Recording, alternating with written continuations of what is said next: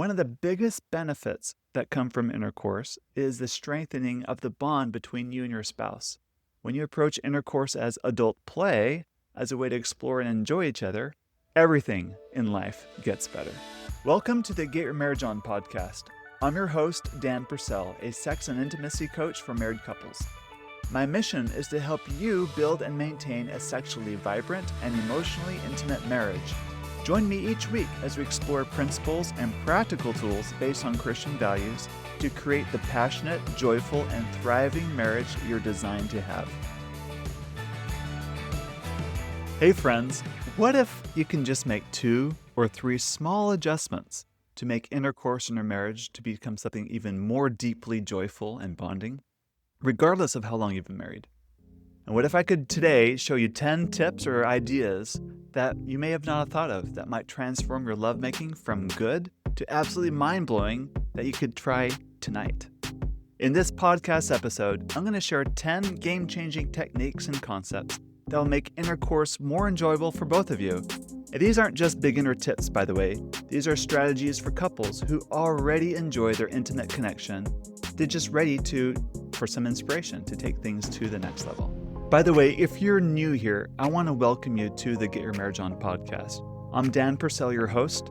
I've been married nearly 22 years to my wonderful wife, Emily. We have 6 children. And about 8 years ago, my marriage transformed. It went from a good to a great marriage thanks to a conversation that I had with a friend.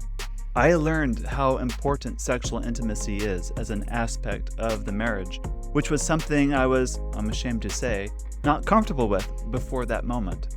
So having this new world open to me changed our marriage, and ever since then, I've been on a mission to help other couples enjoy deeply satisfying sexual experiences in their marriages, not just because sex feels good and it's fun, which of course it is, but there's a deeper spiritual reason, I believe, and it is that marital intimacy transforms us and changes us.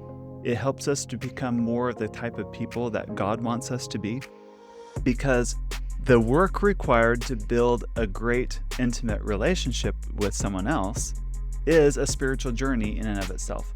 You have to learn how to be more humble, learn how to be a better listener, learn how to be more caring.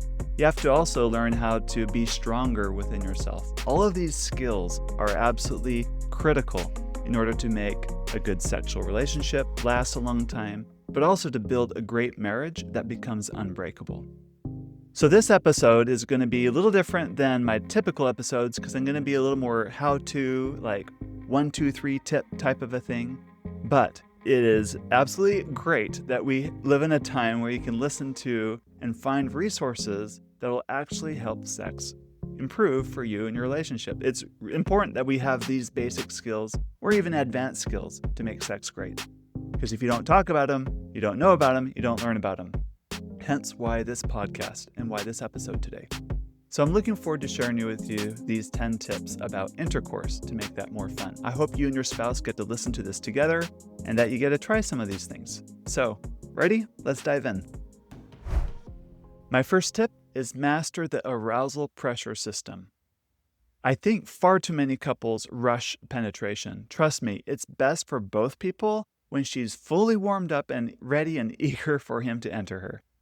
Think of her body like the blood pressure cuff that you get at the doctor's office when they're going to take your blood pressure, right? They put the cuff on your arm and they inflate it and they do that so it works properly. Same with her. Her body needs to warm up. It needs to swell up with arousal before penetration feels incredible. Now, when she's fully aroused, her vaginal walls become engorged with blood, creating more sensitivity and making penetration feel amazing for both of you. So never rush this process. Wait until she's practically begging for you to enter her, and that's when the magic can happen. Technique number 2 is the 9-2-1 shallow thrust pattern. So here's a technique that's sure to delight her. It's about building anticipation. Husbands, what you want to do is start with 9 shallow thrusts where just the head of your penis penetrates, followed by 1 deep thrust.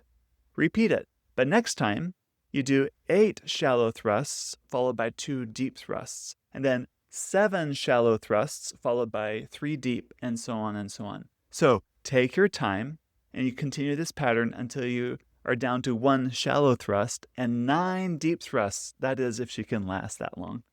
This technique works because it warms her up gradually. It helps her build anticipation and gives her time to adjust to the pleasure of deeper penetration. The shallow thrusts also stimulate the outer part of her vagina, which, by the way, the outer third of the vaginal canal has the most sensation. So it makes the shallow thrust feel great and it makes the deep penetration feel absolutely wonderful with all that anticipation. And it's also really fun. Technique number 3 is deep penetration done right.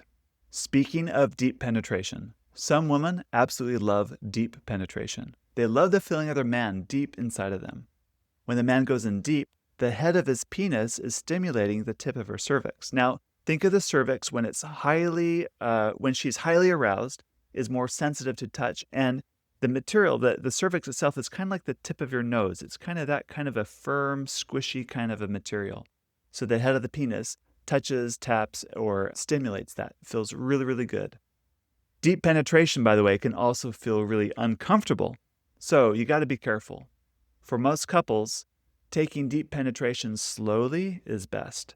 And like most of my tips today, deep penetration only works when she's highly aroused. So you got to get her ready for it. Another thing to note is that her cervix can change positions throughout her menstrual cycle. So what might have felt good one night might feel really uncomfortable a different night. So make sure you talk about it first. When done right, deep penetration can be really intense and feel really good for her. Technique number 4, lubrication is your best friend. Adding lubricant can make sex go a lot more smoothly for both of you. So let's talk about the 3 types of lube. There's water-based, oil-based, and silicone-based. Water-based is safe with condoms and is really easy to clean up. Oil-based feels most natural and is usually not condom-friendly because the oil in the oil-based lubricant breaks down the natural latex in the condom. Silicone-based lubricants, they last the longest, and they work great in the shower because they're waterproof, but sometimes they're not compatible with your sex toys. So make sure you take your pick based on what you're planning on doing for that night. Remember, when she's aroused, extra lubrication can make the difference between good intercourse and incredible intercourse. And by the way, there's no shame in using lube, so feel free to use it generously. All right, technique number 5 is to try a butt plug for enhanced sensation. For couples ready to explore the back door, a butt plug can intensify intercourse dramatically. When inserted into her anus, it creates more pressure inside her body, making everything feel tighter and more intense during penetration. For him, the added pressure on his prostate gland from the butt plug can make his orgasms feel more intense as well. If this is something you want to try, I recommend that you start small, go slowly, and use plenty of lubrication that's designed for this purpose. And make sure you're both comfortable and relaxed, and this is something you both want to try.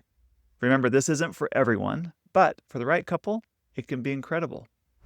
Tip number 6, using toys designed for intercourse. There are many toys designed to be used during intercourse to improve the experience for both spouses. A popular type is a vibrating cock ring, or let's use the word C-ring. I think that'll be a little more polite. A C-ring fits snugly around the base of his penis and provides a hands-free clitoral stimulation for her during intercourse. It's a win-win. The band of the ring can help him maintain his erection, while the vibration stimulates her clitoris. And this solves one of the biggest challenges in intercourse, is getting both partners the stimulation they both need at the same time to enjoy the experience. Technique number 7 is eye contact magic. Eye contact during intercourse can be super hot and creates incredible depth to your intimacy.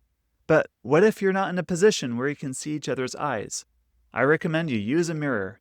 In fact, if you're at a hotel, a lot of hotel rooms are perfect because they usually have a large mirror near the bed. Even in stallion style, what I call it, or others call it doggy style, or other rear entry positions, you can maintain that emotional connection through eye contact by looking at each other through the mirror. And it might transform that otherwise just physical experience into something a lot more deep and intimate. Tip number 8 is slow, mindful intercourse. Sometimes the best intercourse happens when you're not rushing to orgasm at all. So try this next time. Instead, I want you to slow everything down, breathe deeply together, and put all of your awareness into your 5 senses. I've taught many live classes and virtual retreats and in-person retreats about mindful, slow sex skills.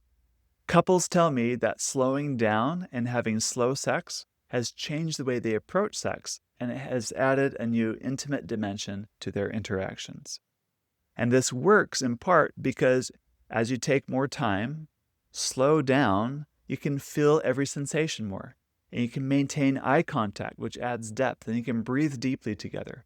This concept also makes it all about the journey and prolonged arousal. That's the real goal, rather than trying to race to the finish line or to have some big climax. So this more mindful approach can really increase your intimate experiences. Technique 9 is master the art of pompoir. Pompoir is a French word to describe the art of her contracting her internal vaginal muscles to massage his penis during intercourse. Think of it as giving him an internal massage while he's inside you. To practice this, she needs to strengthen her pelvic floor muscles. These are the same ones used in Kegel exercises. During intercourse, she can rhythmically squeeze and release the muscles around his penis. She can vary the pressure, speed, and rhythm to create different sensations. And if he's moving in and out, she can squeeze while he withdraws and relax while he enters. It sounds fun, doesn't it? Some women can even create a milking motion by contracting different sections of her vaginal muscles in sequence. It's an incredibly intimate skill that creates amazing sensations for him while giving her a sense of control and power during intercourse. Tip number 10, go for good enough. My last tip is to go for good enough sex. And I put good enough in quotes here. I recently interviewed a sex therapist that wrote a best-selling book about improving sex. The premise of his book is for couples to learn just to enjoy each other and have fun and make good enough sex good enough for their marriage. However, the subtitle of his book and what's displayed on the outer cover alluded to having mind-blowing, ridiculously great sex. So I asked him about it. And what he confided in me and said his publisher insisted that he use that flowery language on the cover, or else it probably won't sell as many copies. I get it. The publisher is probably right, and I suppose I'm guilty of doing the same things for these podcast episodes. I try to come up with catchy phrases that will get your attention so that you'll actually listen to the episodes.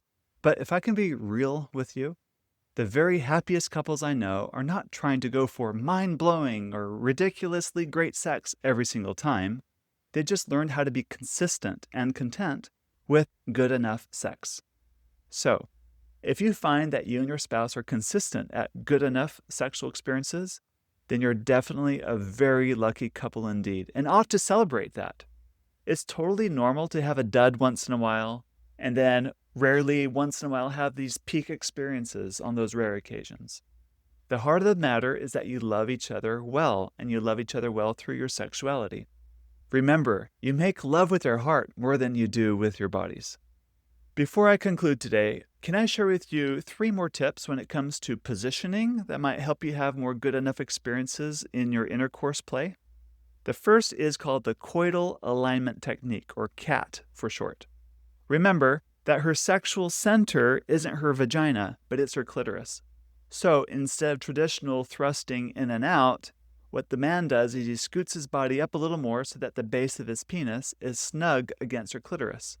Then he uses a rocking motion, whether it's side to side or front to back, and he rubs the base of his penis against her clitoris. That way she gets direct clitoral stimulation during intercourse. My second positioning tip is to use pillows or wedges. They make all kinds of pillows and wedges now that are designed for intercourse to make it better. Or you can use your own pillows at home by stacking them under your hips or her hips. The reason why these pillows and wedges are popular is they change the angle of penetration just by a few degrees. So it's like magic. It just hits the right spot for your bodies. You might need to take some work to adjust to find what angles feel best for you. But remember, bodies come in all different shapes and sizes, so changing the angle just so might be exactly what you need to make it better. And it might be the angle that helps hit her G-spot just the right way, or it might accommodate his penis, as not all penises are straight. Some are curved upward or downward or to the left or right when they're erect. So Using different angles or using positioning aids can help you both find something that works great for both of you. My third positioning tip is to change positions while staying connected.